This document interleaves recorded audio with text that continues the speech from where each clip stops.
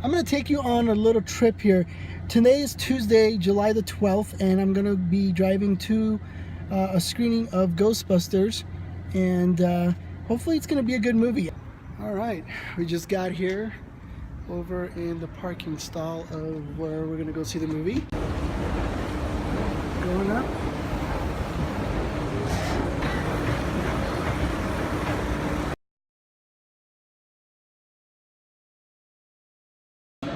And now I wait.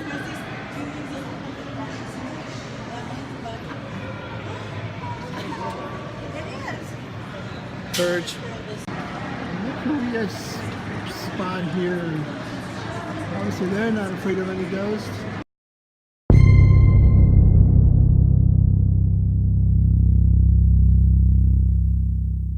Hey, welcome back. As always, my name is Henry, and I'm with MovieReviewsToGo.com.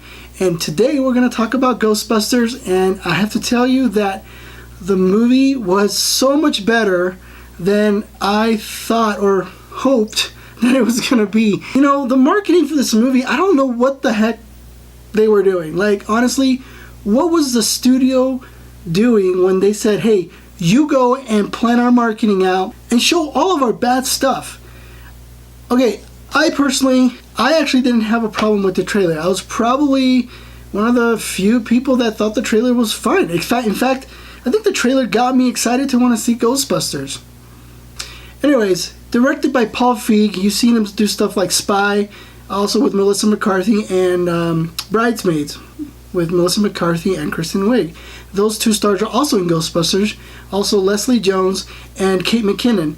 I don't know much about the Leslie Jones and Kate McKinnon. I haven't seen much of their stuff, so I'm not as familiar with them as I am with Kristen Wiig and Melissa McCarthy. The thing that really worried me was not that there were women Ghostbusters, but could this work out?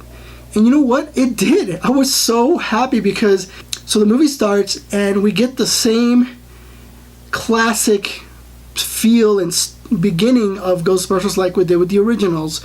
You know what? There was suspense in that beginning. Like with the original Ghostbusters, like they built up this like eerie, creepy feeling, but it wasn't like, okay, I'm gonna jump out of my seat because I'm scared.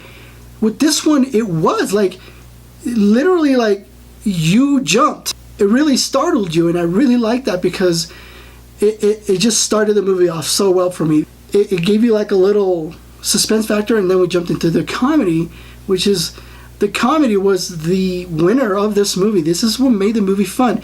I went to a critic screening, and there were also people there invited to the movie theater for the screening by the studios or radio stations, whatever. And the whole movie theater, we were laughing so loud at all the different jokes. There are some pretty crude adult humor in there. For those that like that, and you'll notice it. If you take your kids, they're probably not going to get it.